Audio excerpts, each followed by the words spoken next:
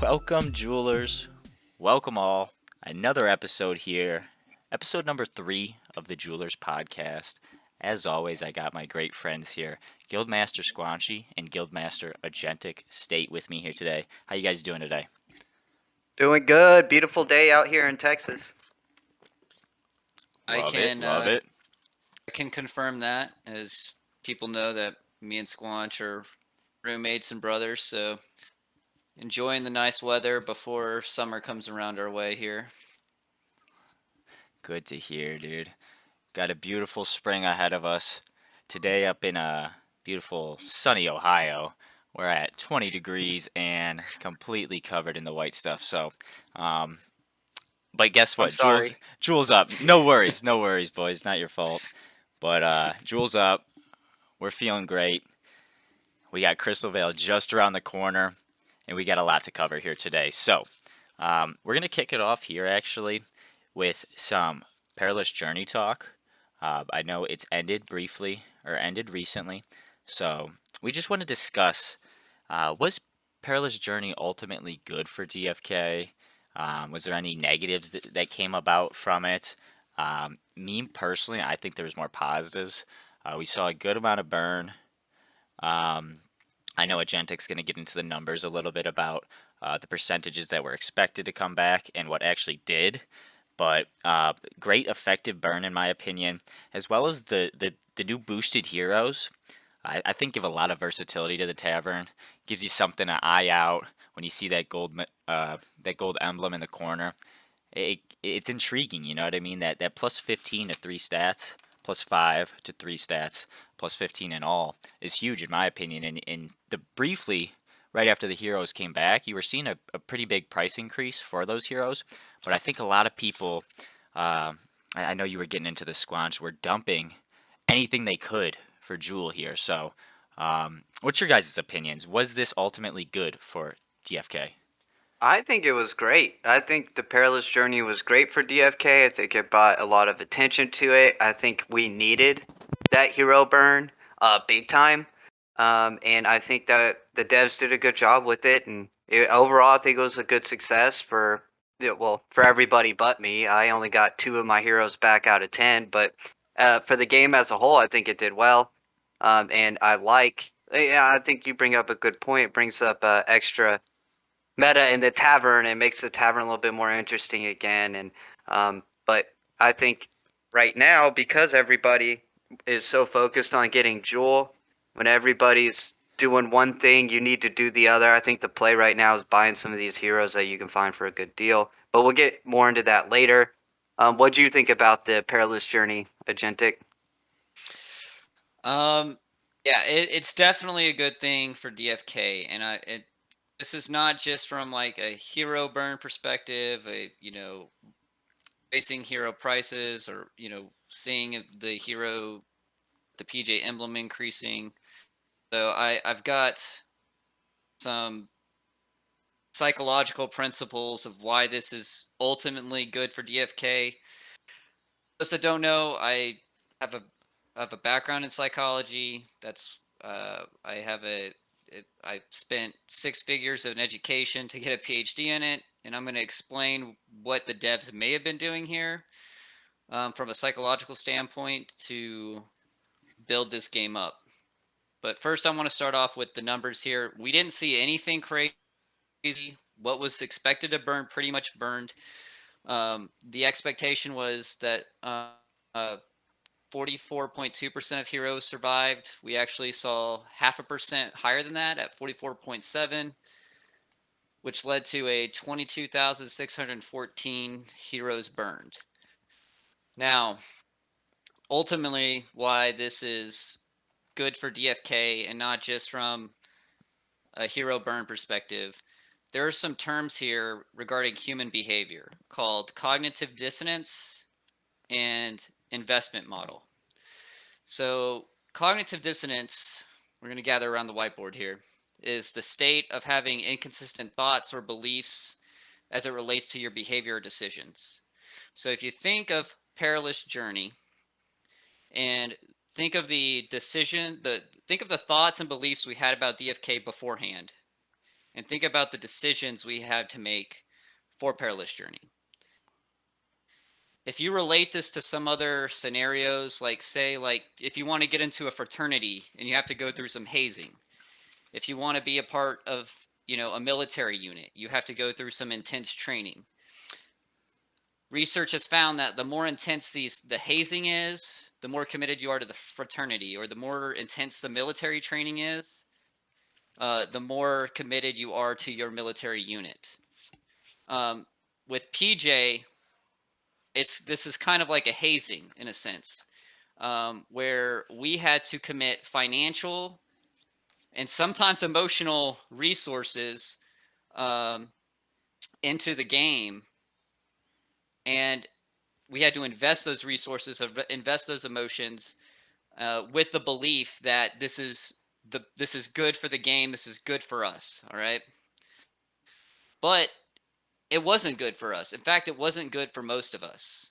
But it's good overall for the game, because it's kind of like having a car that is, constantly having issues. You keep on throwing money at it, and it makes you less and less want to give up on the car because you've already invested so much. Well, like in PJ, where we've all invested so much of our resources and capital with heroes, and we see them burn, we have to justify our cognitive dissonance of why we're in the game, which will only make most of us invest more resources into it to justify our actions.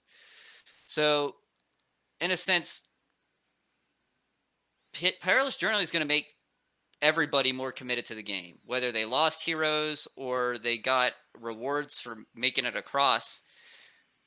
Psychology would say the ones that lost heroes are going to even be more committed to the game than the ones that actually had heroes that survived.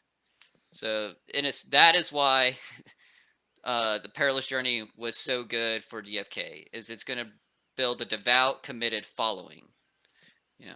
And I think we're seeing that on Twitter, and with all the Twitter behavior, the Jewel pump. I mean, a lot of that's related to Crystal Vale, but the hype's been real ever since when Perilous Journey happened. Twitter was flooded For with sure. Perilous Journey stories.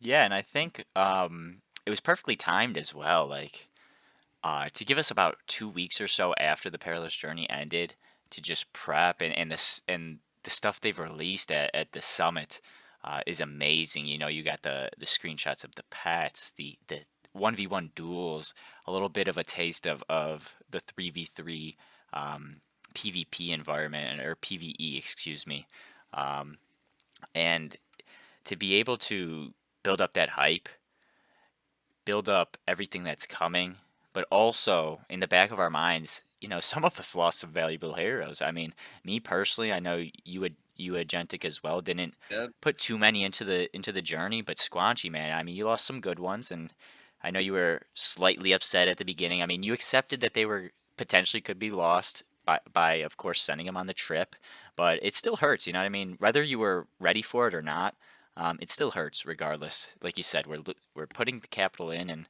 of course you're getting a little bit back, but it's definitely not in the same return as it could have been if they made it across or if you just held that hero. But um, they're doing a great job of building up the hype. Now, of course, Jewel is up a little bit as well, which is definitely helping out that case. It's today. We're recording on March 27th, and I have Jewel right here sitting at about 766. We're having a nice bull run the past few days or so. So in preparation, a lot of people seem to be buying up Jewel, getting ready for Crystal Vale, and just overall excited for the expansion. And I think that first off, I didn't know you were a PhD. That is amazing. It's freaking Oh awesome. yeah. And that was a very elaborate uh, explanation of the cognitive dissonance, which it makes Mhm. sense, and it truly does, because me as a person, I lost just one single hero, still upset, but I'm still just as bullish, and like you said, right after my hero died, I put in a little bit extra, I bought some more jewels, so I think those people that did lose are just a little bit even more bullish now at the moment, so yeah. That's Yeah. that's what I I'm did. coping. I'm coping with my 8 heroes I lost, and I did it for the greater good of the community. I mean, I did it for you guys. I did it for everyone else playing. That's so. It feels good knowing I burned 8 heroes, so we could thin down the market a little bit. Mm-hmm. Most definitely. Yeah. I Now, threw more into the gardens and aped in on a PJ hero, which we'll talk about later on in the episode. But yeah. for sure, we'll definitely get to the gardens again here. Now, with this talk, um, I know you did lose some good heroes, Squanch. And I know you also have some very, very high level, top tier heroes that I think will be great for PvP. So this might not be one specifically for you, but do either of you guys have any concern on not having a top PvP hero, a top tier PvP hero that you think can contend with the best of them? I mean, I don't think so. I don't think it's that big of a deal. And the reason why I think they're gonna have some matchmaking going on, so it's not like you're only gonna match against top level people and get wrecked all day. I think they'll have some kind of system to where you're not only playing against other top tier heroes, and you'll be playing against people who may have same level heroes as you or started the game about the same time as you. So I don't think it's that big a deal. And I also don't think it's that big a deal because I think that PvE will be so good and so strong that hey, just because you don't have the top PvP hero doesn't mean you can't make money playing this game or accumulate assets playing this game. And hey, to get those top tier heroes, a lot of these people had to take in-game assets and use those to make potions or to buy things to make their hero. Buy those secondary market enhancement stones or crystals and things like that. So even if you don't have a top tier PvP hero, who cares? Collect the uh, the the in-game NFT assets that the top heroes are going to need and the top whales are going to want. So we're all in an ecosystem here, and in order to maintain homeostasis, a lot of people are going to have to grind those little heroes and then sell them to the whales. That's kind of the game we have here, and that's kind of the way it's going to work. And I don't think you have to have a PvP hero ranked in the top 90% to be relevant in this game. I think it's going to be pretty balanced. Yeah, I'd agree. Real quick before you jump on this one, Agentic, and I know a few players that actually didn't have crazy big bag sizes and went for a summon and a mythic, a legendary can really change the scope of your profile, Oh your yeah, account. You know what I mean? So I got lucky and I summoned this mythic paladin and like it's been great ever since. And I'm not by any means a whale or anything like that. hmm And but once I got that first mythic paladin, that was my initiation. That I was in after that. I was like, holy cow! I mean, right. I was already in, but that put me at a whole new level. Right, and there's so many avenues. I mean, you have I love the word that you used to use, or you used especially on the last podcast, the casino token. You know what I mean? Summoning is essentially a little gamble, but there's other ways that are more secure. You know what I mean? You could throw stuff in the garden, you could throw stuff in the jeweler, and just start collecting more consistent rewards. Or you could throw it in. You could go for a summon and potentially go for an advanced class, an elite class, or just a high rarity. And there's a lot of avenues that small bags can still grow. And I do think, like you mentioned, that MMR or matchmaking rating that I think they're going to develop for the PvP will definitely help players still feel like they have a chance no matter who they're going up against. And you have anything to add on this one, Agentic? Yeah, it's kind of, I guess it's not so strange, but me and Squanch haven't discussed most of these topics that we're going to talk about today at all, outside of just now. But I have a lot of the same takes, that I've been hearing, some people in the ether say, if you don't have a hero that's in the 98th combat percentile, you're going to be wasting your time in the project. And there's just no way that's going to be true. Then devs would not develop a game where only, 2% of the players are going to be benefiting, because that's not a sustainable project.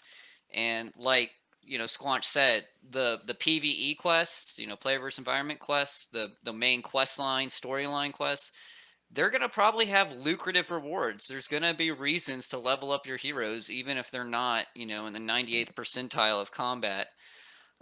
There's going to be reasons for you to play the game if you don't have a top tier hero. And we got to remember player versus player. Like it probably will be MMR, like you said, Mega. But it's also just a random number generation. Like this is going to be idle combat. I think some people still have this idea that it's going to be turn based and so forth. I think they clarified it's idle combat just because it makes sense with the contracts. Right. So if anybody like idle combat, I think of World of Warcraft, right? You click, your players attack, and there's based on their stats and characteristics, random number generations sway in certain directions. So there's gonna be heroes that are in the 70th, 75th percentile that take out heroes in the 95th, like just by sheer and random number For generation, sure. right? And are you And go on, I'm sorry. yeah, and also, no, you have to also think like there's going to be weapons, armor, your pets, like all these factors are going to contribute to how well your hero performs, not just their skill levels, their skill tree, their level period. Like there's other factors that are going to determine how good you will perform in PvP. So is a high top tier hero character you know important? Yeah, but is it the end all be all? No, it's probably just a fractional role in how well you're going to be able to navigate the game. So that's my perspective on it. For sure.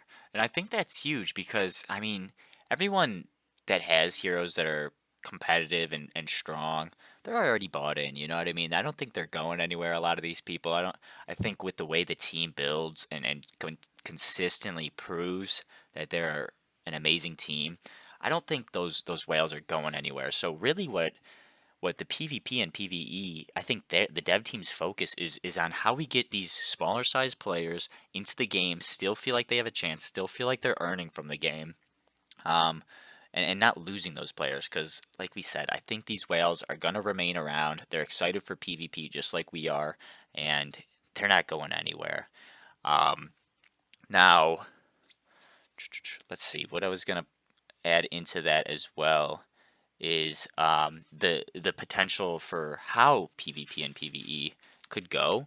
I saw we saw the screenshots of the duel system that was teased at the summit. Now there's a few ways they could go about this, and I believe they were people in the Discord were theorizing about it as well. Potentially, you go into the PvP, whether it's the PvP trios or just the duels. Um, and they have 3 random stats that will be selected, and that'll be the stats that'll be compared for the 2 heroes, and whoever 2 out of 3. If you win 2 out of 3, you win the duel. But now, of course, if you have a minor paladin that has really good strength and endurance, you could end up with one of those contests, quote unquote contests, um, being the luck. You have to face off in the luck category. And they might not have the best luck. So there's still a chance to lose in any battle, in every battle, which I think that would be wonderful for the system.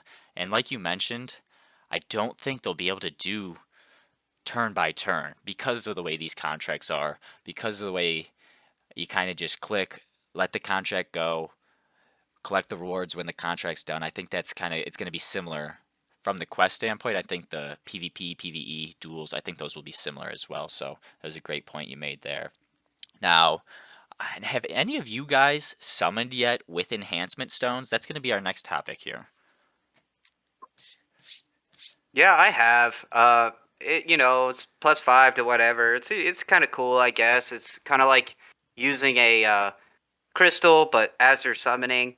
I mean, they're cool. I wouldn't go out of my way to buy or get these personally, unless I was specifically trying to summon an elite class or an exalted class. But maybe an advanced class would be worth it too. But if you just hit it on a common class, I don't know. It just they're cool and all that, but Hmm. I'm not like trying to go get these stones and only summoning with them. Right. What are y'all thoughts on it? So uh, you know, I'm not a whale at all. I don't do any summoning. And So when I got my enhancement stones, I immediately sold them and acquired more attunement crystals that I could add to leveling up my heroes. Smart move. Uh, yeah, yeah. So I'm trying to. I've been accumulating attunement crystals ever since PJ. So I've got a pretty good collection of them. My play is to enhance the heroes that I already have, and I've heard people being very worried that their heroes that aren't summoned with the enhancement stones are going to be devalued significantly because they won't have the +5 from their summon that these new ones have. But I mean, think how long your hero lifespan is, and how the random number generation works, and how you can apply crystals to your heroes. Like at the end all be all, that enhancement stone that was used, that +5 is going to become more diluted after every level up. And those heroes that are summoned with the enhancement stones, they're starting off 6 to 10 levels behind the already top tier heroes in the game. So i Right. i don't think it's that big of a deal.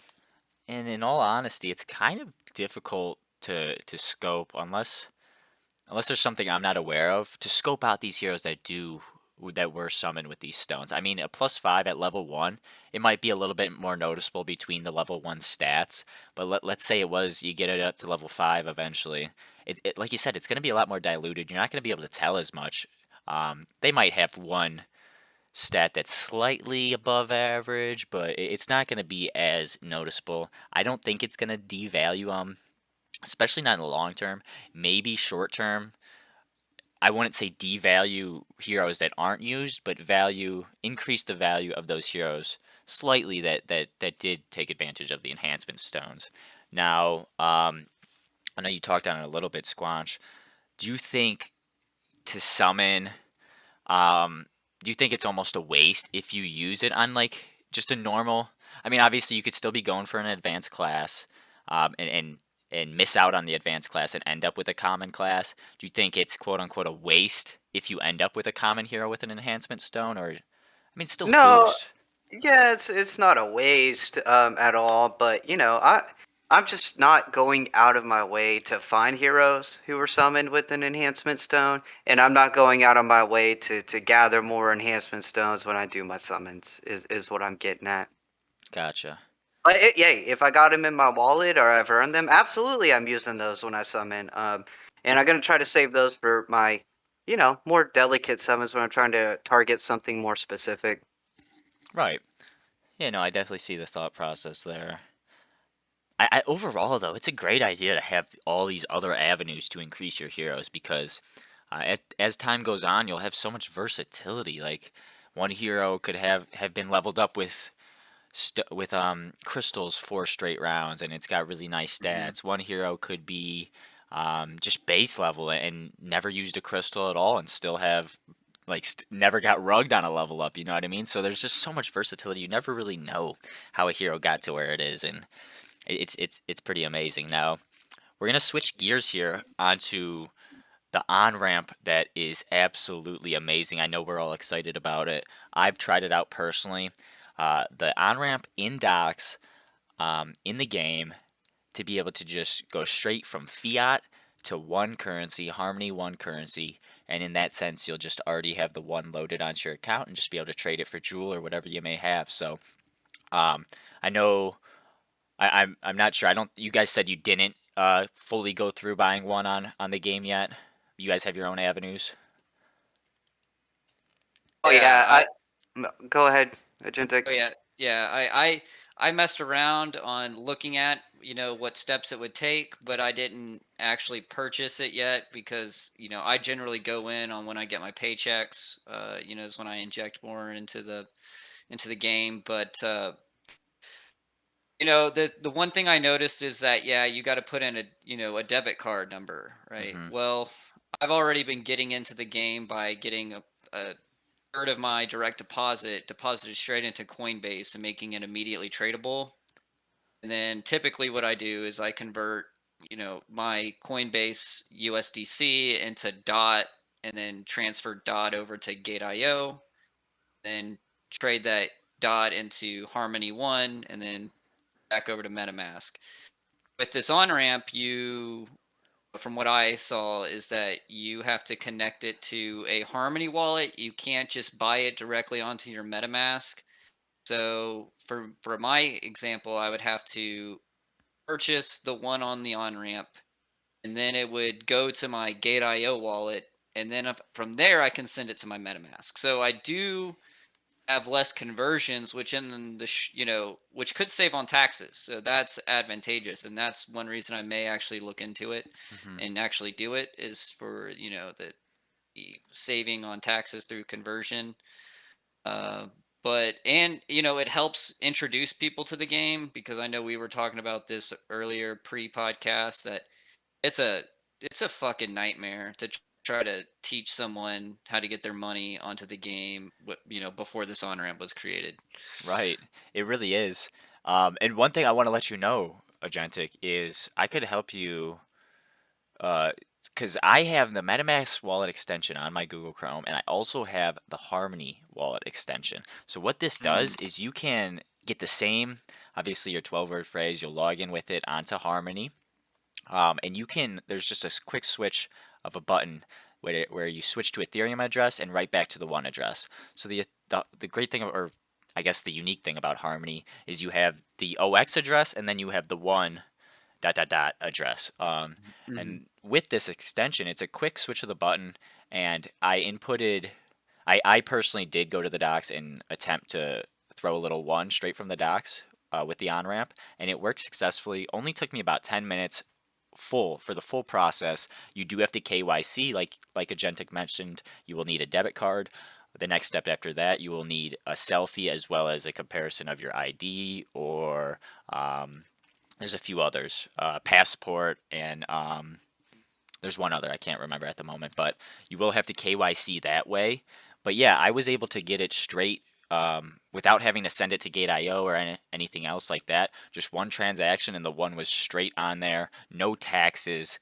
I put about, I think, 175 in, and no taxes. The only fee that came out of my bank was straight 175, and I got $175 worth of one. So I thought it was super effective. And like you said, it is difficult the game itself is easy to get someone on board. They watch it, they get into the world, and they're amazed, but to be able to get funds on is the difficult part, and I think this will help that a lot. Yeah, I agree. You're gonna have to show, Squanch and I, Yeah, I definitely will right after this. after We'll this go for through sure. that. Potentially even we could make a quick video if that's an issue in the community, just to show them, because I know that is confusing kind of, but that was the way I initially got onto the game. The tutorial I used showed me right how to kind of link the two wallets. So that's why I was already known, and of course I'm gonna help my brothers out here if it will. So we'll jump into the we'll Hold on. Any yeah, any go on. thoughts on that, Squanch? Oh no, I mean no, y'all hit everything. I mean, I was gonna whip out my mom's credit card and use her money to buy some jewel. But I did get stopped because I didn't have a Harmony One address, so I didn't really take it any further than that. But yeah, I'm looking forward to spending all my mom's hard-earned money on this game. Yeah, so the next thing we'll get into here is going to be single-sided staking of Jewel and the effects that it will have on the Serendale Gardens. So, um, as we know, initially on Crystal Vale, we're just going to have single-sided staking, and how they did this, I think was genius. So, of course, we have X Jewel and Jewel.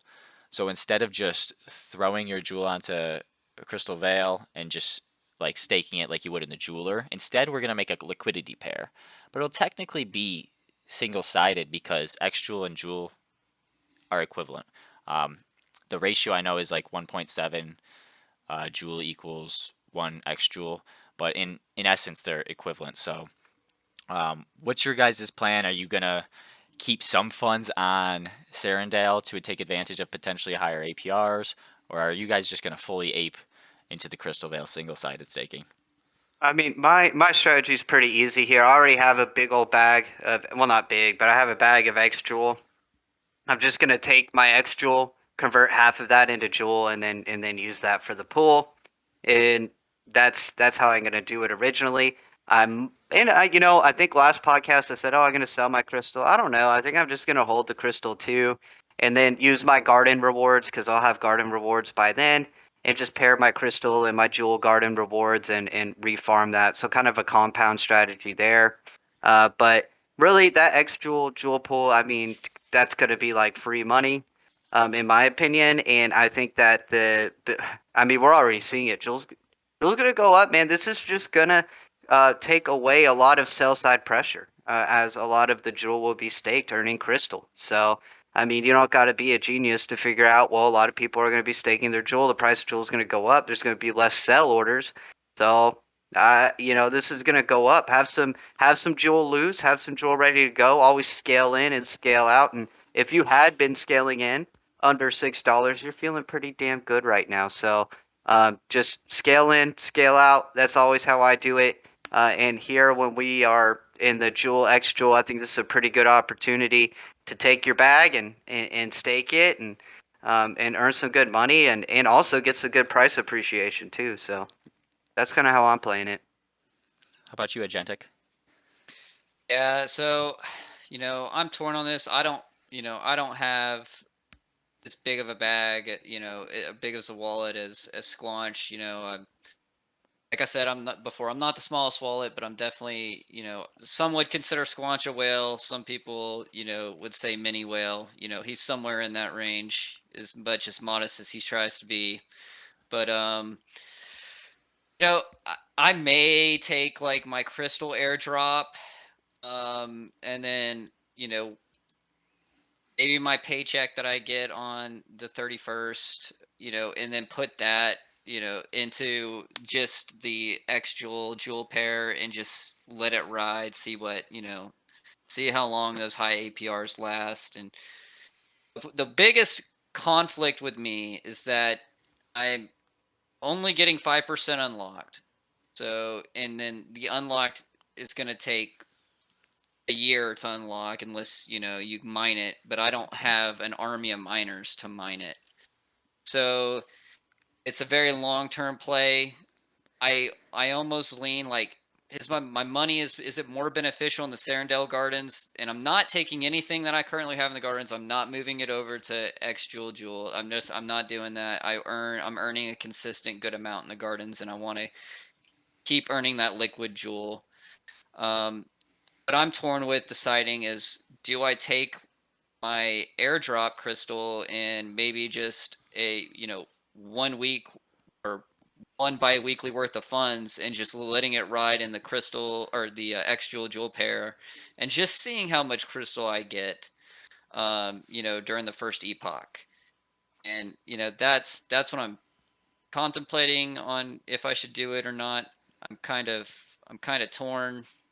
um But I like these new APRs that are currently occurring in Serendale, and they're only going to get higher as we get closer to the Crystal Vale launch. And it may be more advantageous just to throw it in the gardens. But also, I'd like to see, is there going to be a Crystal Jewel pool in Serendale at launch? That may be something I want to put my airdrop crystal in, For sure. is a crystal jewel pool, and like, because the APR will probably be high on that when it first comes out. So I don't know. I'm torn on what to do. I'm kind of just gonna see what the options look like on the 31st and see, and make my decision there. Most definitely. I'm kind of the same way as you. It was a great point by Squanch there that a lot of sell pressure will go away because nobody's really going to be shifting out of Jewel. A lot of people will be rather shifting into Jewel, if anything, if they're not already. So you really, I mean, I'm pretty bullish on the price already, but I think on launch we should see. Of course, this is not financial advice. Always make your own decisions. Always do your own research here. But I think it's going to be very, very positive for Jewel. And also another thing we didn't touch on is the impermanent loss should be non-existent, because the way the ratios or the way X Jewel and Jewel are related, theoretically they're always the same price. So there should be zero impermanent loss, which is a good thing. Now, I'm no financial market expert, but from what I see and what I can understand, I do think that holds true. Correct me if I'm wrong from either of you guys, but um, that's how I see it as. But regardless, I do want to take a second here as well to first off thank you to all the jewelers that have been so amazing in the server. It's such a lively spot to after a long day in Wageland, and you check in and all the brothers are just having a good day. You see a few eggs that have popped in. If you guys ever want to join the Discord, join the guild that we are building and the community we're building, the links are going to be down in the description below. We also got all our Twitters, Agentic, Squanchy, and myself down below. Feel free to follow us. Feel free to join the guild. Always welcoming new warriors into the kingdom. Just wanted to add that here. A lot of appreciation for our jewelers. So, Absolutely. Shout out to the jewelers. You guys have taught me a lot about the game, everybody in the server. And it's just a place that I feel like you can discuss the game and learn a lot about the game. And it's just a good environment to be in. So when we first started the guild, I didn't think it would end up like this. And holy cow, I'm amazed and I'm happy to be a part of it.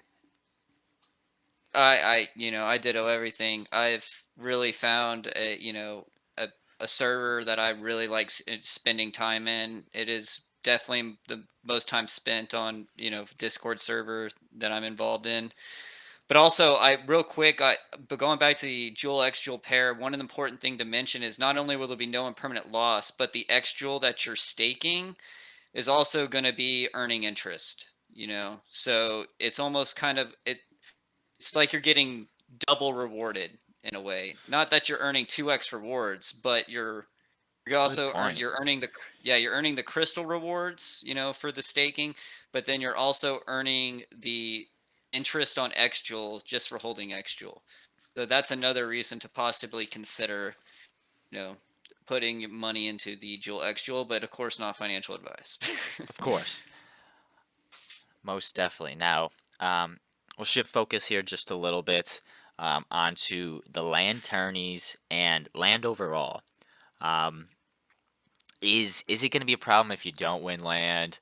I know it's an expensive venture. I believe I haven't checked recently, but it was six figures, for a plot of land. And there's only a few at the moment. I know we're going to expand. I know we're going to get more, but they're expensive at the moment. And we don't have a lot of information about what they will do, what they will provide. So eventually we'll get to that. But as far as the land tourneys go, the winnings coming from these, I know you had a little bit to go over here, Agentic, about the winnings from land tourneys. Yes, yes. So I want to give a quick shout out to Bogside Chats podcast on DFK podcast. I got the alpha from them, so I want to give credit to credit due is where I've heard this from. And then later on, I heard the same, alpha from other people to confirm it. But give those guys a follow. They're a good listen. Um, they also are a non-whale podcast. Ours as being a non-whale podcast is debatable because of Squanch, but anyway, so the land tournaments that for your PG or PJ heroes, you're not actually going to be winning the land.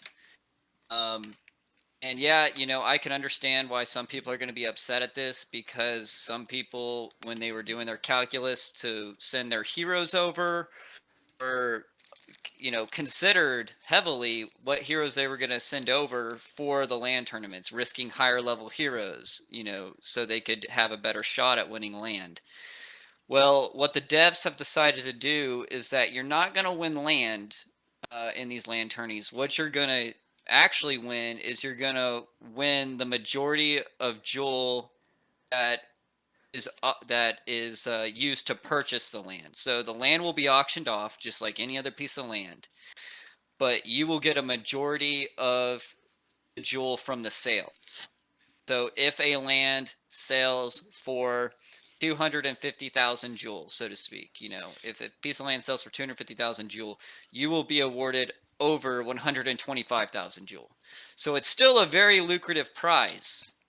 but you're not actually going to get the land yourself. And when I listen to Bogside's Chat's podcast opinion on this, it makes a lot of sense. I think it's a good move by the devs, even though I feel like it would have been better if they were more transparent up front before PJ. But the land, when you purchase it, you're gonna have to invest a lot of money to develop it, right? You're gonna need to invest money to build inns. You're gonna need, to invest money to build taverns. You're gonna need to invest money to build profession quests for people, possibly side quests in your, in your little city area, village area. So if someone won this piece of land, but they weren't a whale, and they just sat with the land and unable to generate buildings, to generate taverns, inns, and basically it's a dead space in the game, and it's not generating any resource movement, which is terrible for an economy.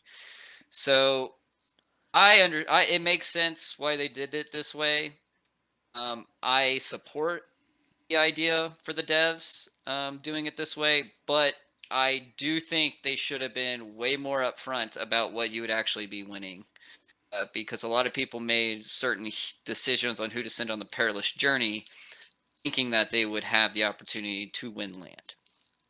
Man, a plot of land, 100K jewel, I ain't gonna be mad either way, Come on now. But no, either way, if you were making those chess piece moves and thinking you were going to get the land, you still have to win the tournament. And hey, you made those chess piece moves. I'm pretty sure you're going to be okay getting the thousands of jewels that you're going to win. So I think that's good. And look, the game does need to have whales owning the land due to the resources and all that coming up. So it makes sense. And I think that that's okay. And like, look, yeah, I was hyped. I wanted some land, but hey, if I just win a bunch of jewel, well, guess what? I can make the right moves with that jewel, and then get myself in a spot to get some land. Right.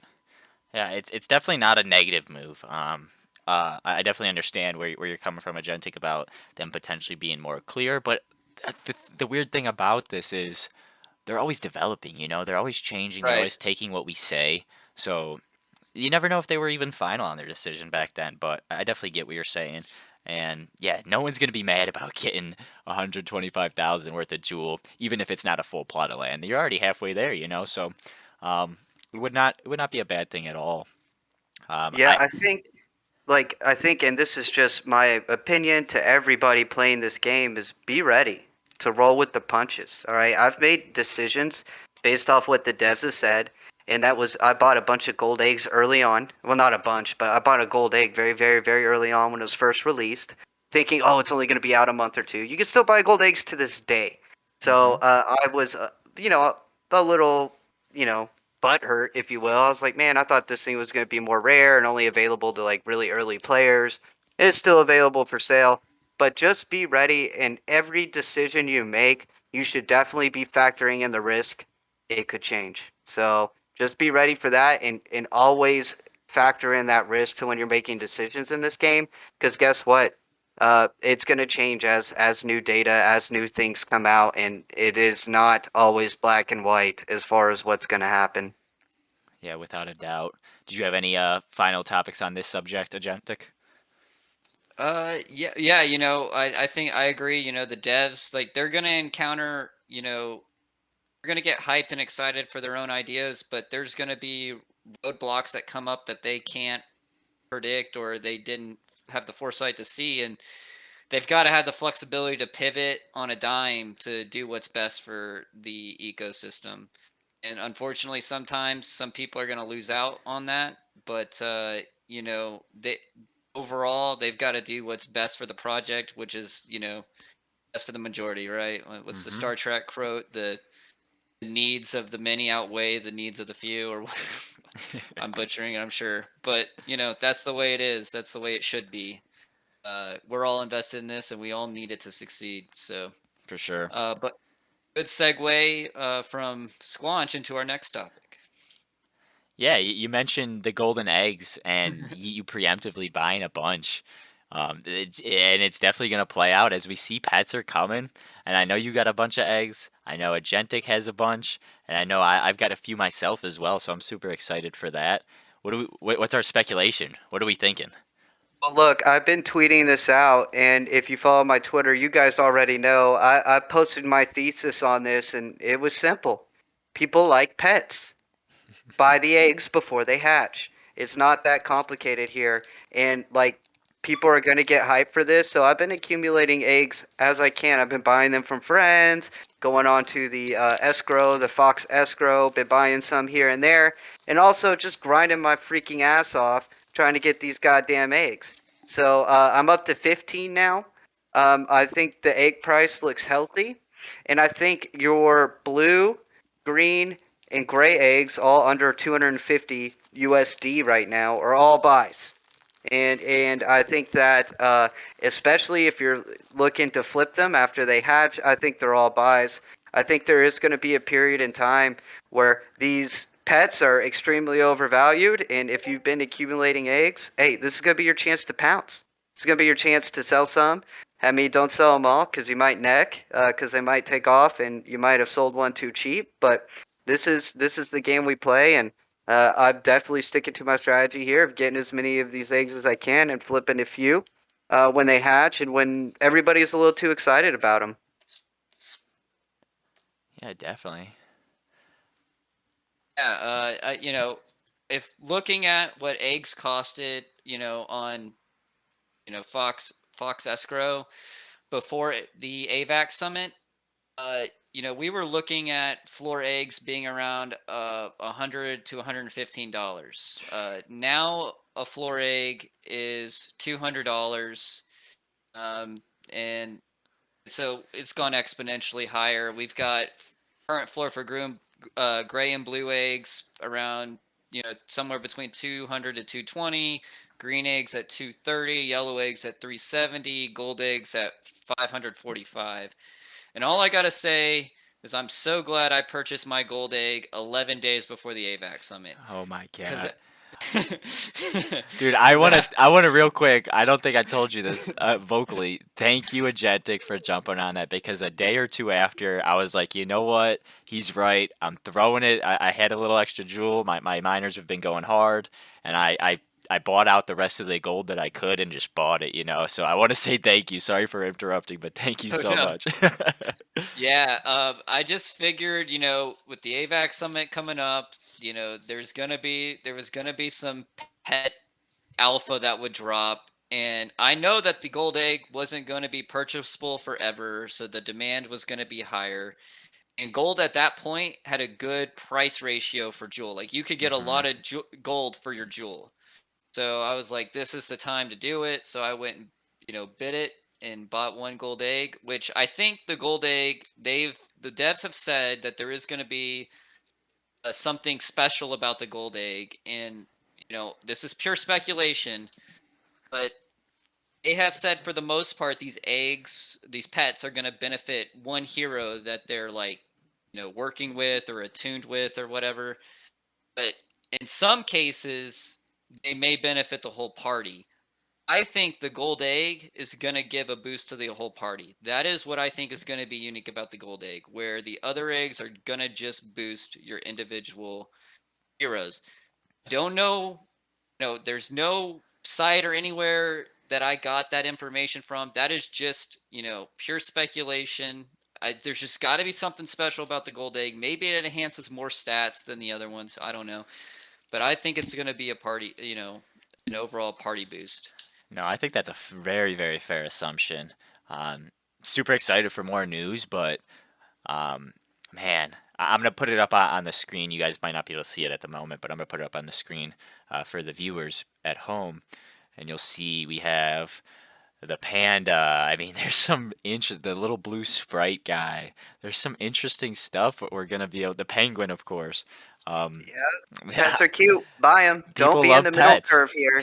Don't middle curve this shit. Just buy the eggs, buy the pets, dude. They're going up. It's that Facts, dude. simple. Facts. I love it. I'm super hyped I, about the eggs.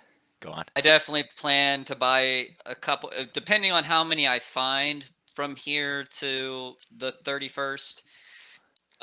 You know, but if I don't find any, I really want gray eggs. I don't have any gray eggs. I've got 5 eggs, none of them gray or yellow. So I'm really I'm gonna go in on 2 gray eggs at the bare minimum if I don't find any eggs between now and 31st. Okay. Just Yeah. And I want to add one more thing about eggs here. Okay, if you want to go full degen and be like Squanchy, and you want to be a fucking degen, here's the plan: buy bloaters now. Yes, buy bloaters now. They're going to be food for your eggs, or maybe you're going to have to tie bloaters when you take them to the hatchery. I think they're going to find a unique, creative way to create a spike in bloater price. I think buying bloaters now is kind of a good way. If you're bullish eggs, you better be bullish bloaters.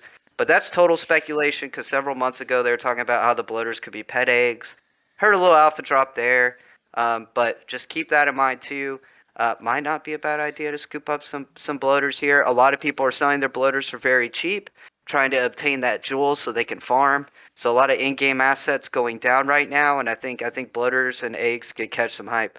For sure. Yeah, even though it's pure speculation, dude, right after you dropped that in the Discord, I went and bought just like about 250 to get over the 500 or 600 mark. I can't remember currently, but yeah, dude, I mean, just it was a great idea. I was like, you know what? I think he might be onto something.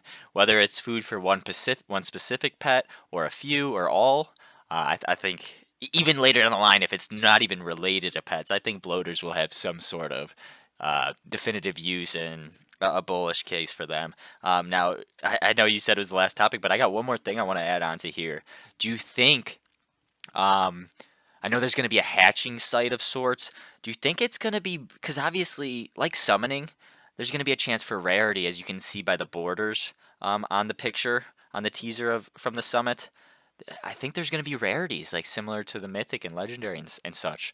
Do you think it's going to be more advantageous to hatch them yourself and hope for a good rarity, or hold on to the bare egg unhatched and sell it that way if you're looking to sell some of your excess eggs?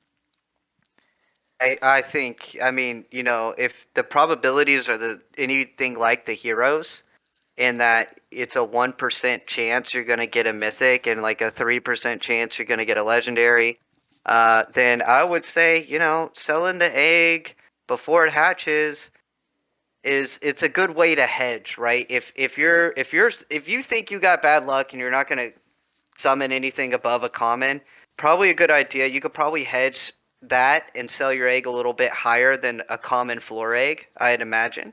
Hmm. I'd imagine eggs that haven't hatched yet will go for a higher jewel price than just eggs that have already hatched and are common or undesirable pets. So if you're like me and you like to gamble, absolutely not. You are not selling your egg before you hatch it.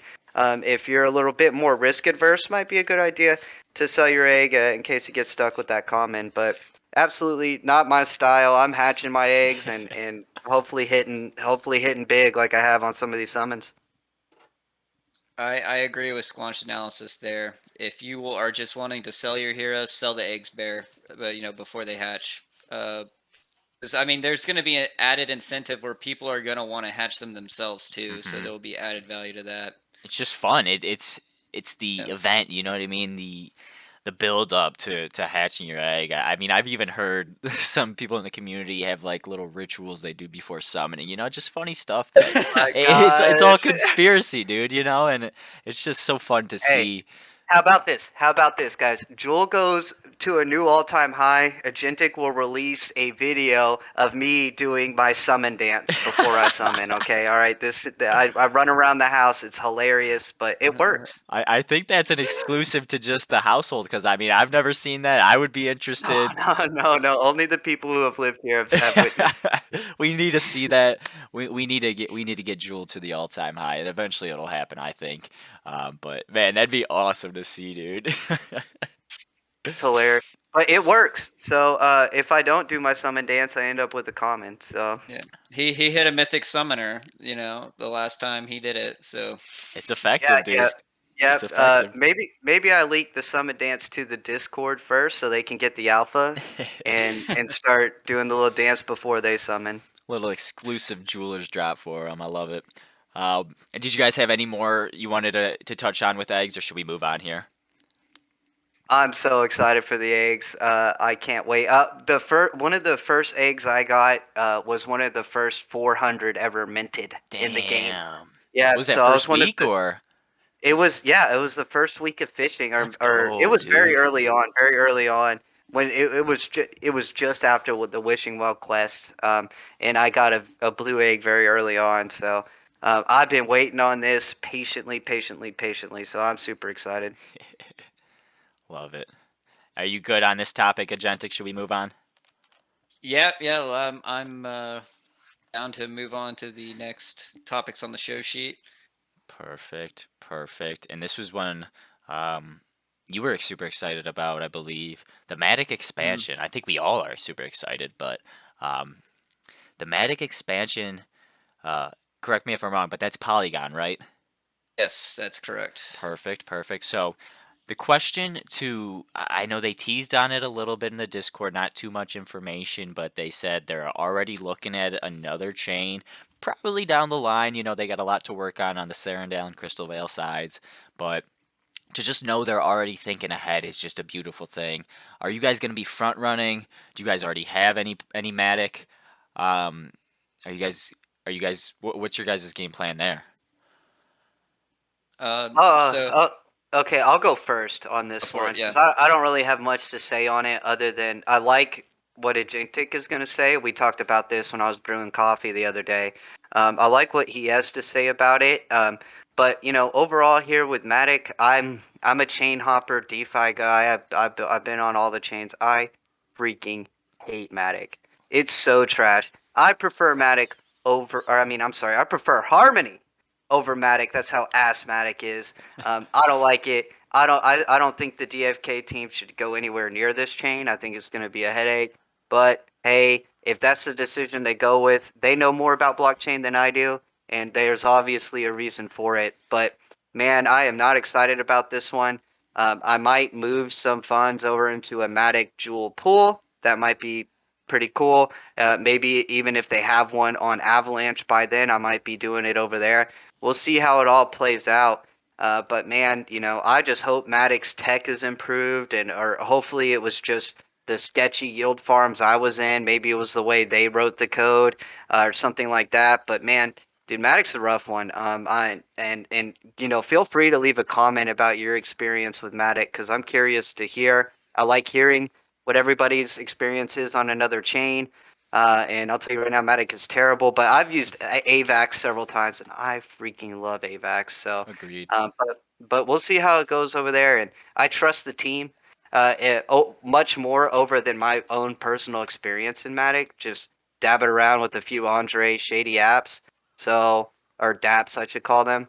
So you know, hopefully the team know. Well, not hopefully. The team does know what they're doing, and if they do decide to go to Matic, you know, I'll be over there farming and questing heroes and all that too. I just hope it's a big improvement from what I've experienced.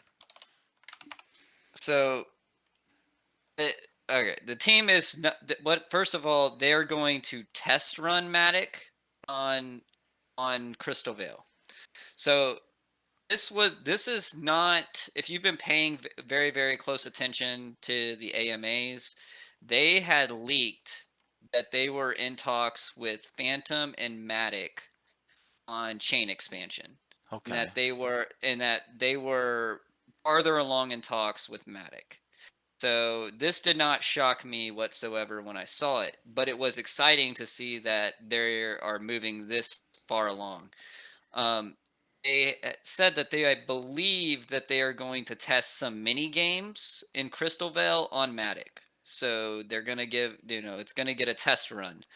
So if it is ass, they don't have to build on it. So they're gonna get a good test run with it. Also, we have to remember that you know the DeFi DFK has partnered with Pocket Network in their nodes, and Pocket Network can put their nodes on any chain, and so they don't necessarily have to use you know they don't have to use the Matic nodes specifically standalone. for their game, they can use the Pocket Network nodes on Matic to, which could, to my knowledge, their Pocket Network from other people in crypto that I follow, they like it. They love the project of Pocket Network, and it could make the game run a whole lot more smoothly on any chain that it's on. So I think front running Matic Jewel Pool, like allocating into that garden. This is not financial advice, but I think it's a smart play, because if the game does expand on the Matic, just like we saw with Avalanche, increasing in price, you're gonna see Matic increase in price. So I'm not against it. I think it's a wise decision, to start allocating funds there. I wouldn't say, oh yeah, go move your whole Harmony One Jewel Garden there or anything. I would just say, maybe start putting some rewards in there. Start Percentage of scaling in. Scale in. exactly. Yep. So that's my whole thought process, opinion on it. I And like it. who knows? Anna may be the next, but that's more speculative. Right. I've never. Oh, Go on, Squanch. I was just gonna say I highly doubt the DFK team is gonna want much to do with Phantom, with all the devs ghosting over there and all that. A lot of drama on that chain over there. If we do go to Phantom, Time's gonna have to heal some wounds. I don't think we're heading over there anytime soon. Right, and I'm personally not experienced on either the Phantom or the Polygon Matic chain. A little bit experienced on Solana chain, as well as Binance and Avalanche, but no bias towards any of the chains. Just kind of open to hearing what each one has to offer, and we'll see where that leads the devs, of course. But yeah, I'm not too familiar with the devs on Phantom and all that. I've heard good things actually about Phantom, but that must be newer news, or news that I wasn't aware of at least. But regardless, pretty excited for the potential of another chain. That'd be pretty sweet long term. So now shift gears again here into our next topic. Buying, selling, or holding a Perilous Journey Survivor. As of now, there's no filter in the tavern. I think they'll implement this pretty soon. Hunting them down is kind of annoying at the moment. I mean, you kind of want to almost start from descending price wise, because a lot of these heroes are priced in with a little extra value, a little more expensive than the typical regular hero in the same stats, same profession, and everything, because they survived. They got the stat boosts and all, free level up basically as well. So, what's your guys' opinion? Are you guys actively hunting down heroes in the tavern? Are you looking to buy a Perilous Journey hero? Or are you holding or selling your heroes that have made it across? Well, okay, I can answer this in two ways. One, I am personally not buying any heroes. I'm already hero heavy. I think I have before the Perilous Journey, I had a little over 40. I think now I'm like at 34, something like that. So I'm already hero heavy, and based off the way my DeFi Kingdoms portfolio is structured, I am not adding heroes here. However, if I wasn't already hero heavy, this is buy time. I am not selling any of my heroes that I'm heavy on, but this is where you want to buy. When everybody is selling their heroes for Jewel, this is when you want to go against the grain. This is where you're going to want to swim upstream, and you're going to want to buy heroes here. I'm telling you guys right now, this is a buy. Heroes are a buy right now. I'm very confident in this. I feel like now is the time to be buying heroes. They will bounce back. And let's just look at some numbers, right? There's 160,000 heroes in the game. Ish. Okay? You're going to need 3 heroes. New players are going to need 3 heroes to play, right? Because when PvE, PvP comes out, it's all done in numbers of 3. So there you go. We need 50,000 players, all with 3 heroes, and then we're in a hero supply shock, right? And obviously there'll be some summoning and other things going on, but the game will catch up, and it will. And I'm telling you right now, this is a free market, and markets are efficient. Right now, heroes are undervalued, and if you're betting that we are going to get more players in this game, you can bet that buying a hero right now is a good idea. A Perilous Journey hero, even better. But this is where you want to buy. This is definitely where you want to buy. And my advice would be not to buy level 1, level 2 heroes, but try to get level 4 or 5 or higher, especially if you find them at a good price. They've done months of work into those. And I think here what we're going to see is a larger gap between floor price heroes and higher level heroes. But if I had extra money or if I wasn't already hero heavy, I'd be buying heroes here. And I think this is a butter, easy, smooth play. But interesting to see what you guys think. And I guess to answer your question, I'm holding all my Perilous Journey heroes. I'm not selling them. But I'm not necessarily buying either, only because I'm a summoning degenerate and I'm already overexposed to heroes. But interesting to see where y'all are at and what y'all think. Yeah, so right now, just so everyone knows that you can find the Perilous Journey heroes on dfkanalytics.com. Oh, And yeah, the ones little that bit are of for alpha there. sale. Yep, you We'll, can we'll go include there. that in the description below for you guys as well. Appreciate that, Agentic. Yeah, no problem. And you can sort them by who's actually a Perilous Journey survivor or not. So currently the floor price for a Perilous Journey survivor is a level 2 archer that is 45 jewel. So floor price for a typical hero is 29 to 30 jewel right now. So we're looking at about a 15 jewel increase if they have the PJ stamp on them. Now I'm going to tell you a little bit about my experience when I lost my level 4 summoner on the Perilous Journey. I had a little bit of FOMO because I'm more concerned about the exclusionary quest line that they're going to get and what kind of rewards you can get from that, right? I'm not expecting, my hero to win any land tournament or anything, but the exclusionary quest line seems pretty fascinating, could reap some, rewards. But I wasn't about to overpay for a PJ hero. I don't have that kind of capital. And I only had 9 heroes after the Perilous Journey. So luckily, we have a great community in Discord, and there was a guy that's in our Discord named I Am Hitum, who probably butchered his name, but that's how I think it's pronounced. But anyway, I Am Hitum. He sent a ton of heroes across on the Perilous Journey, a good chunk. I think he had 2 boats full, and he was posting them in the Discord and selling them. And he asked if anybody was interested, and he had a Common Thief Forager. I wasn't looking to buy anything too expensive, and I, inquired about what he'd be willing to sell it for. And he's a fan of the podcast, so shout out to him. And he loves our Discord, and he was willing to sell it to me at floor price for 65 jewel. So I got real lucky, because when Perilous Journey first, happened, those Perilous Journey heroes were way up priced, and people were selling them for more than double the amount they bought the heroes for. So I was lucky to get one reasonably priced, and she's been an awesome forager. She's level 6 now. Has already gone through, got her profession level up high, has a plus 15 stat boost. So, and I get to compete in the land tournament. Now here's the question I have. Maybe y'all have some insight on this. I don't know.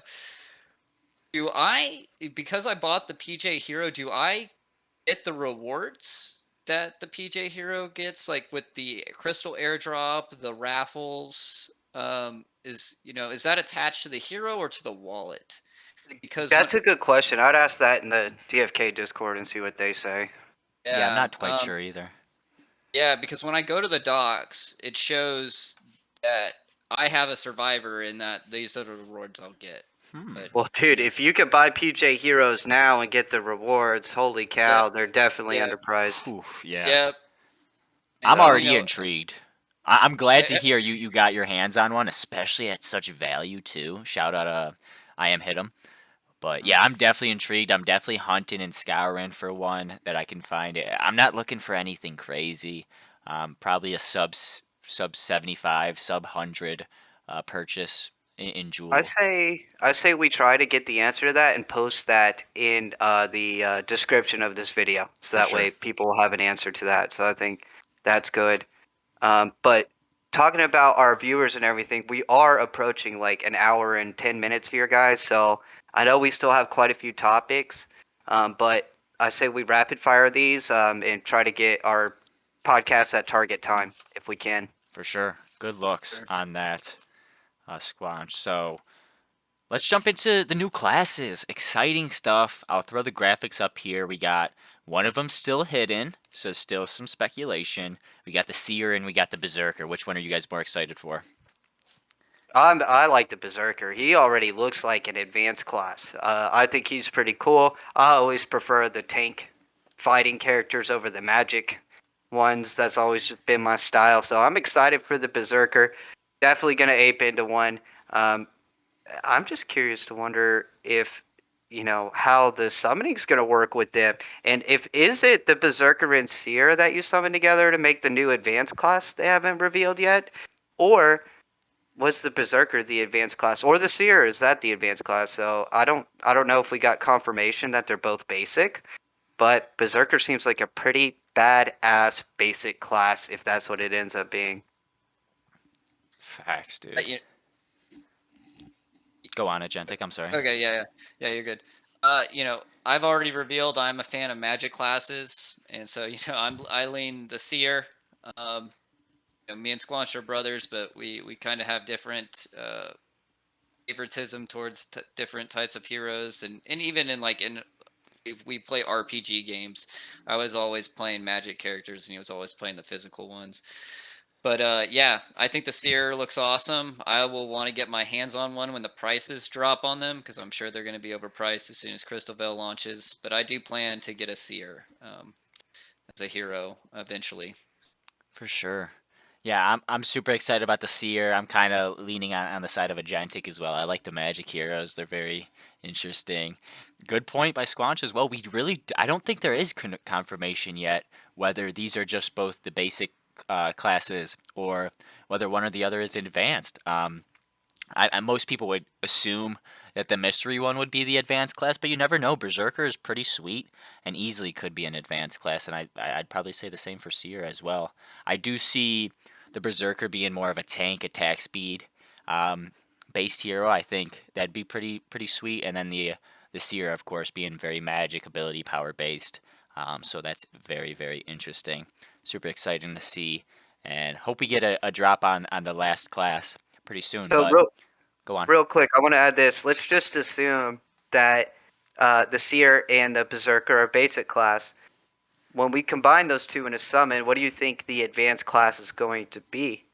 Y'all think Ooh. it's going to be some kind of like Yeti snow guy? Like I don't know. I don't even know. I'm not the creative type. But I would be interested to see what you guys think you would spawn if you combined a Seer and a Berserker. I've heard other podcasts. I'm not sure which one. They mentioned like maybe a chieftain class that kind of uses the combination of a little bit of magic and brute force.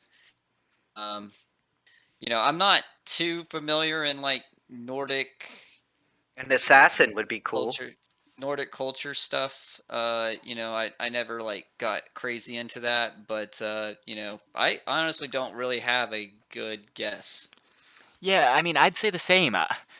I think I think they're very creative with these. I had no idea.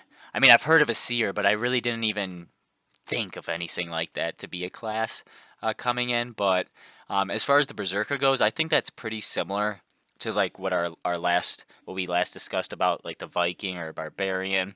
So I think that's kind of out of the question. Potentially, it could be the advanced class, but I think an assassin is a great idea, like you mentioned, Squanch. Combining the magic, maybe they can. I don't know. Assassins are super quick, and maybe they have a little bit of magic ability combined with the berserker being just an all-around talent. But I'd like to see an assassin would be sweet. A chieftain, like you mentioned, would be sweet. I think it would end up being a Viking too. That's still a possibility. It very Or well the could advanced be. god. I think it's still on The, the the, table. the seer's blind, right? Like it has wraps over its eyes, right? Oh, is that Believe. how it is? Yeah, if I remember right. So maybe you combine the Berserker and the Seer and you get Daredevil. Hmm. Oh Whole my lot of god. speculation could be done on this. We could go on and on, but DFK partnership with Marvel. Full send. To the moon. that'd be insane, dude. um, why don't we? Well, we got two more topics here that we had on the show board. We had leaderboard mechanics that they mentioned, as well as we had hero auctioning and messaging the hero sellers to get an easier sale. Which one do we want to jump on first? The hero auctioning and message seller, I mean, these are just things they're going to add and they have to add, and it will add a whole new element to the game as you will be able to do some negotiating, which I think is cool, and I think it's a must, and I think it'll be healthy for our hero market. So I'm sure they're adding that. I want them to, and sooner, hopefully, the sooner the better on that. For sure. Yeah, it will facilitate buying, resource movement, so it will be good for the game. I don't think there's much. We don't have to go too long on it. We can go straight into the leaderboard mechanics, which I think are more interesting. Yeah, most definitely. Now, these leaderboard mechanics, you informed me because I wasn't too knowledgeable on this yet. But Agentic, you informed me that instead of it just being obviously there's whales with much more bloaters or whatever you may have, ragweeds. So comparing a whale versus one of these smaller whales, or excuse me, smaller bag sizes would be kind of incomparable. But you mentioned that they would be comparing potentially like a common archer. Who's got the most bloaters out of all the common archer holders, Mhm. or something like that? Go into a little bit about that for us, please. Yeah, so I believe I heard this on the Inner Grove podcast. Shout out to them with Sandwich Punch, who writes a lot for DFK. So he's kind of closely, King, Sammy yeah, punches King. yep. Fact. So he's closely linked into what the devs are doing. Um, Anyway, they mentioned that the leaderboard mechanics, the way they would work is it's not just going to be like, oh, who brought in the most bloaters, in the last 24 hours, right? Because obviously that's going to be a whale, right? That has Hmm. like a stable of 100 heroes. What it's probably going to be more like is uh, what hero, that's bald, that has an Arctic background, and is a wizard that brought in the most lantern eyes or something like that. Like it's going to be pretty specific. So that way, everybody, all the wallets have a realistic chance of getting, an airdrop. And that may not be how it works all the time. They may actually have like general leaderboards where like, okay, today it's whoever brings in the most bloaters, right? But then they'll have other days where it's like, okay, we want to get real unique here. Uh, Blue-haired hero that is got their highest trait as wisdom, bringing in Milk Thistle or something like that. So there's all sorts of things they can do with this leaderboard mechanic to help the smaller wallets qualify for airdrops, which we talked in our last podcast was kind of a point of tension. So I like the idea. I love the idea. For sure. Yeah, it's a great point. I think that's genius the way they're going to set that up. Huge alpha there from you, Agentic. Thank you. Um, yeah, so we've covered everything we had on board, and I know we're a little over the time that we expected to record this in, but there's just so much good information to go over. As always, I appreciate both your guys' amazing input, as always. This has been another phenomenal episode. Thank you to all our jewelers. Feel free to join the guild. Always welcoming new jewelers into the guild. That link will be down in the description. Also, got all our Twitters. We appreciate all the follows. Please like, please subscribe to our channel as well. As of now, we've been going bi weekly, but as more information comes, we want to try to get more podcasts out as much as we possibly can, schedule permitting, of course. We all have our wageland positions, so gotta adhere to that. But man, we're loving making these podcasts. Do you guys have any final words you want to say to our viewers? No, just thank you. Thank you, thank you, thank you. Buy all the eggs you can. We're going to the moon. I love doing this podcast. I look forward to it every time we put one out, and hopefully we can start doing them weekly if our schedules permit. It looks like Sunday mornings is a good time for all of us generally, so hopefully that's when we can have some regular recordings. Yeah, for sure. Thank you again. It's been a pleasure. Got Guildmaster Agentic State, Guildmaster Squanchy, and myself, Mega. Thank you again. We'll see you on the next episode. Peace. Peace.